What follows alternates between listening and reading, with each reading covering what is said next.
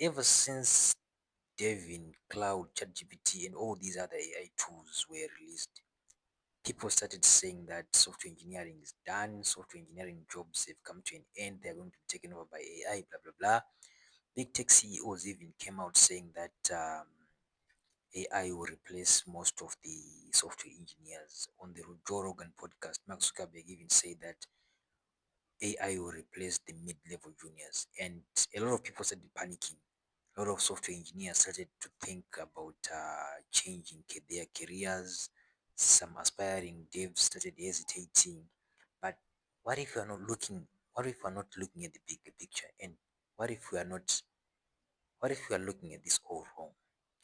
Because I believe that in as much as we're seeing all these layoffs and whatnot, there are also opportunities that AI is opened for software engineers, right? What AI has done, AI has not erased the need for software. AI has made software engineering easier and much cheaper. And what happens when something is easier to do and when something is cheaper? It just means many people can afford it and many people can now do it. So a lot of companies now can now afford to make their own software.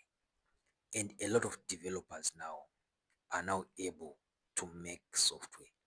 So what I'm trying to say is, for some developers that would need a team of 20, 30 engineers, now they can now work in a small team of maybe 5, 10 engineers to complete the same task using AI. Some companies that were buying systems from other companies can now afford to make those systems in-house. But those companies are not going to ask the people from HR or people from procurement to come and prompt AI to give them software. They are going to hire software engineers. So even though we're seeing layoffs and in the big tech, and the big tech is no longer hiring as it used to do before, there are now other companies that have started hiring developers, companies that didn't hire developers before.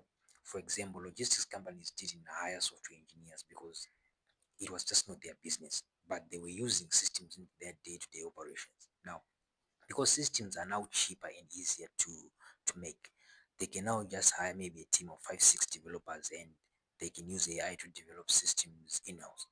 Now, what we are seeing is a shift in the employer market. Is not the death or is not the end of software engineering, because big tech is no longer hiring as it used to be, but all these other companies that are now creating their own software in-house are starting to hire developers because these companies were not hiring developers before. So what I think is that in as much as AI has caused some noise, software engineering is not yet dead. We are still there and we still matter. So I strongly believe that if you are an aspiring developer, go ahead, do that. You will still save. Just know how to use AI and be efficient, because not everyone can make software.